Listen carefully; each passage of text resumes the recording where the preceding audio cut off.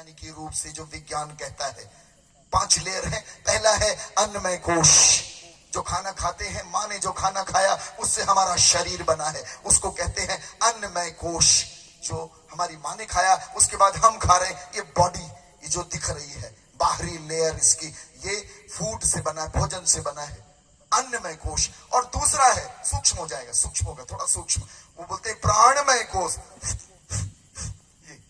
ये भी अभी भी दिख रहा है, द्वितीय चरण में भी महसूस हो जाएगा। और तीसरा है मनोमय कोश, अब ये पकड़ में नहीं आएगा और ऊपर चला गया। फिर और चौथा चला जाता है, उसको बोलते हैं विज्ञानमय कोश, जहां आप एनालिसिस करते हो, कोई नहीं पकड़ सकता उसको। और पांचवा है आनंदमय कोश, आपके अंदर ही बना हुआ है वो स्पिरिट, जो आपकी आत्मा जहां बैठी हुई है, विराजी हुई है। और उसी जगह पर प्रभु कहते हैं मैं द्वार पे खड़ा होकर खटखटाता हूं, और मेरी आवाज को सुनकर, वो शरीर से कभी बात नहीं करता, याद रख लेना।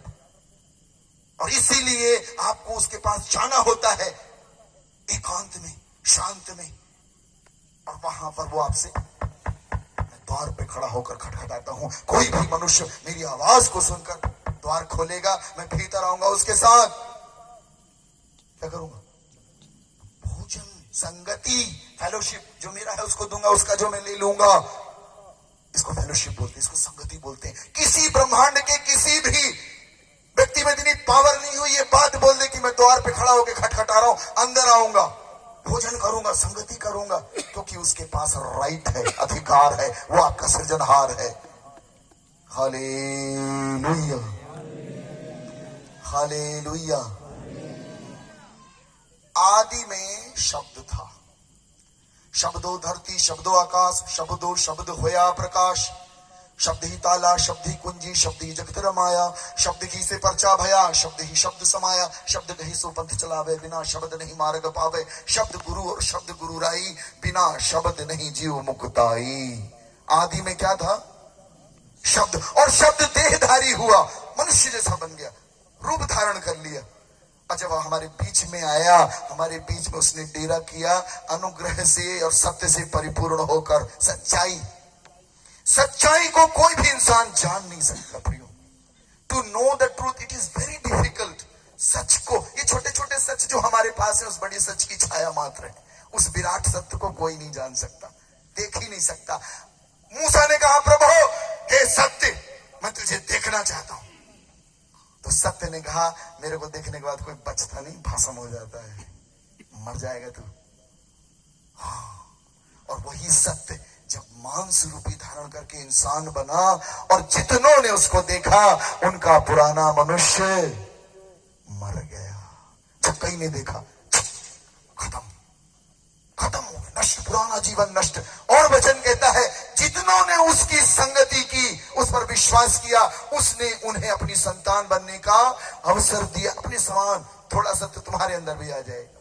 और कहता है वो नई सृष्टि है, पुरानी बातें, सारा झूठ मिट गया, हट गया, इरेज हो गया है।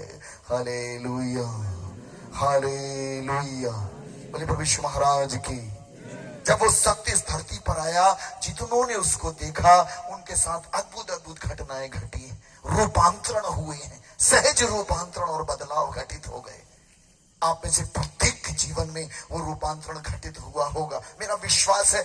आप सबकी अपनी अपनी साक्षियां, मेरी भी एक साक्षी, और उस साक्षी से कोई लड़ नहीं सकता, क्योंकि आपका वो व्यक्तिगत अनुभव है उस ईश्वर के साथ का। Hallelujah, hallelujah. बोले प्रभु यीशु महाराज की। कबीर दास ने जब इस सृष्टि को देखा, इस दुनिया को देखा, तो रोने लग गए। बहुत बड़े संत थे कबीर, तो कहते चलती चक्की देख के दिया कबीरा रोए, और दो पाटन के बीच में साबुत बचा न कोई। उन्होंने देखा एक चक्की ऊपर है, एक चक्की नीचे, और ये चल रही है, और हम सब अनाज की तरह पिसते हैं, कोई मनुष्य बचता नहीं। रोने लग गए।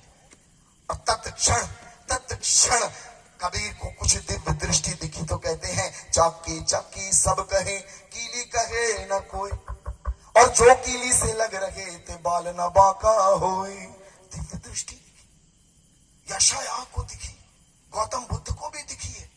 और मैं आज आपको बता दूं प्रियो, हमारे सारे ग्रंथ उसकी साक्षी देते हैं। अगर कोई व्यक्ति बड़ी निष्ठा, भक्ति और श्रद्धा से खोजेगा तो उसको मिलेगा। इसलिए प्रभु कहते हैं धन्य है वे जो धर्म के भूखे और प्यासे हैं, क्योंकि वे तृप्त किए जाएंगे। उसकी इच्छा है, वो अपने आप को प्रकट करना चाहता है। बाइबल में एक सुंदर आख्यान है, सुंदर आख्यान। एक आदमी जो कई वर्षों से, सदियों से जिंदा है, और आपको पता है उसका नाम है शिमोन। शिमोन सदियों से जिंदा। कहते हैं सिकंदर को अमृत की तलाश थी, और वो ढूंढते ढूंढते कहानी अमृत के पास पहुंच गया, और झरने के पास। और जब वो पीने लग गया, एक आदमी ने चिल्लाया, पीना नहीं, मर जाएगा तू, पीना नहीं। उसने कहा तू कौन है?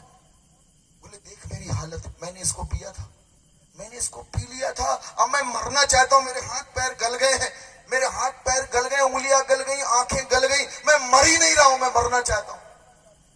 मैं यदि तुमको आशीर्वाद दे दूं कि तुम 1000 साल जियो, इससे बड़ा श्राप हो ही नहीं सकता। तुम रोज खाते हो, तुम्हारी भूख नहीं मिटती, तुम रोज पीते हो पानी, तुम्हारी प्यास नहीं बुझती, रोज सोने जाते हो, तुम्हारी नींद खत्म नहीं होती, इससे बड़ा श्राप क्या होगा? आप बड़े ध्यान से देखो, कुछ बंद ही नहीं हो रहा है, कुछ खत्म ही नहीं हो रहा है, सब सतत कंटिन्यू चल रहा है, ये बंद ही नहीं होता। थकते नहीं हो? थक नहीं जाते? हम थक जाते हैं।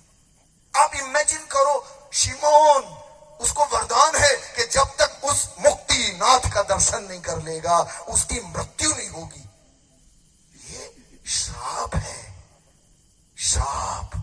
मरो ही ना। ईश्वर को मालूम है तुम थक जाओगे, क्योंकि ये हमारा घर नहीं है। इस बात को लिख लेना। आज कौन कौन मरना चाहता है? हाथ उठाओ। कोई नहीं उठा रहा। देखो कौन कौन मरना चाहता है, देखो ले। नहीं, एक बात याद रखना, हर व्यक्ति जीना चाहता है, क्योंकि तुम जीने के लिए बनाए गए हो। तुम्हारी आत्मा अनंत काल के लिए, इसलिए हम कोई व्यक्ति मरना नहीं चाहता है, हम जीना चाहते हैं। Because we are created for the eternity. आप अनंत काल के जीवन के लिए बनाए गए हो, सृजे गए हो। ये आपका स्वभाव है, और आपकी आत्मा जानती है उस सत्य को कि मैं मरने के लिए नहीं, मैं जीने के लिए बनाई गई हूं, बनाया गया हूं। इसलिए आप में से कोई व्यक्ति मरना नहीं चाहता, क्योंकि आप मरने के लिए बनाए ही नहीं गए थे। Hallelujah, hallelujah. बोलिए प्रभु यीशु महाराज की। शिमोन गीत गाता है, अद्भुत गीत। कब? जब उसको उसके दीदार होता है, उसका दर्शन होता है, जिसको वो प्रतीक्षा कर रहा था। बाप रे, कितनी जटाएं होंगी। मैं तो इमेजिन करता हूं कितनी जटा झूठ हो। ये बाइबल उसमें एक्सप्लेन नहीं करती, आपको इमेजिन करना होगा, उस प्रकाशन को पकड़ना होगा कि क्या घटना घटी होगी, कैसा हुआ होगा। कहते हैं कि शिमोन को वरदान है, मरेगा ही नहीं। ऐसा नहीं हो सकता, बहुत पुराना आदमी है ये। भीष्म पितामह को वरदान था, अर्जुन ने बाणों से बेध दिया था उनको, और बाणों से बेध के लिटा दिया था, और उनकी तब भी मृत्यु नहीं हो रही थी। शिमोन कहता है जैसे मंदिर में उसके माता पिता, मुक्तिदाता के माता पिता उनको लाए कि मंदिर की विधि पूरी करें, तत्क्षण शिमोन को आदेश हुआ, जिसका तू सदियों से इंतजार कर रहा था, वो प्रकट हो गए हैं मंदिर में, चला जा।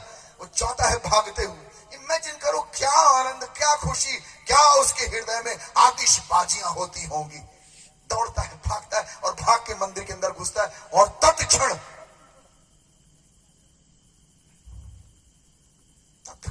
पकड़ लेता है। आपको बताएं प्रियो, जब औरतें रोती हैं, ये माता जी लोग रोएंगी ना, जब ये रोती हैं तो ये अपने मुंह में हाथ रख के रोती हैं। जब औरत रोएगी तो अपने मुंह में हाथ रख के रोती है, और जब आदमी रोता है तो अपने आंख में हाथ रख के रोता है। आप देख लेना, आदमी कभी भी रोएगा तो अपने मुंह में हाथ नहीं रखता, अपनी आंख में हाथ रखता है।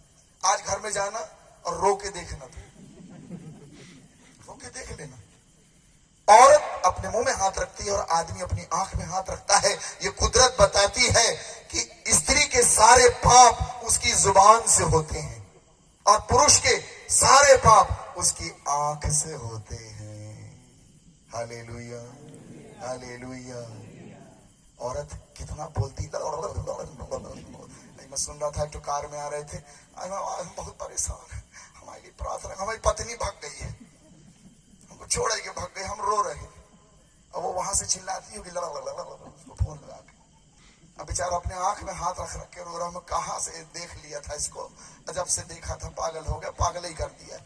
आदम को जब स्त्री और आदम जब बनाए गए तो ईश्वर ने आदम को गहरी निंद्रा में सुलाया, सो जा मेरे बच्चे, इसके बाद तेरे को कभी नींद ना आएगी, जिंदगी भर तेरी नींद बर्बाद हो जाएगी। हालेलुया। मैं मजाक कर रहा हूँ, आप बहुत अच्छे, अपने लिए ताली बजा लो एक बार। जुबान कंट्रोल करके रखो, तुम अपनी आंख कंट्रोल। तो बहुत एक लड़का था हमारे कॉलेज टाइम में, लड़कियों को देखने जाता है, कहाँ जा रहा है, बोले आंख सेकने जा रहा हूँ। मैं कहा ज्यादा मत सेकने, नरक में सेकरेगी तेरी आंख, बढ़िया रोस्ट बनाएंगे। अजी तो जुबान पे स्त्री कंट्रोल करें और पुरुष जन अपनी आंख को कंट्रोल करिए। इसलिए आपने देखा होगा साधु संत लोग अपनी आंख बंद करते हैं, आज के नहीं बंद करते हैं, आजकल तो मोबाइल आया पड़ा, कहाँ का कौन करे। बोलिए प्रभु यीशु महाराज की, परम पिता की। तो शिमोन ने गीत गाता है संस्कृत में, इदानीम भवतः सुया किं करो अयं विसर्जते ओ मत स्वामिन् सकल्याणा भवदाप्यानुसारतः मन्नेत्राभ्याम यतो अदर्शी त्राणोपायस्त्वया कृतः समक्षम सर्वजातीनां तासां प्रघोर्तनार्थकः त्वजनस्तु या इस्राएल तस्य भास्करेव स। हे प्रभु, अब अपने दास को शांति से विदा कर दे, क्योंकि मेरी आंखों ने तेरे उद्धार को देख लिया है, जिसको तूने सारी मानव जाति के लिए प्रकट किया है, जो तेरी प्रजा इस्राएल को गौरव देने वाली और अन्य जातियों को प्रकाशित करने वाली ज्योत है। Hallelujah, hallelujah.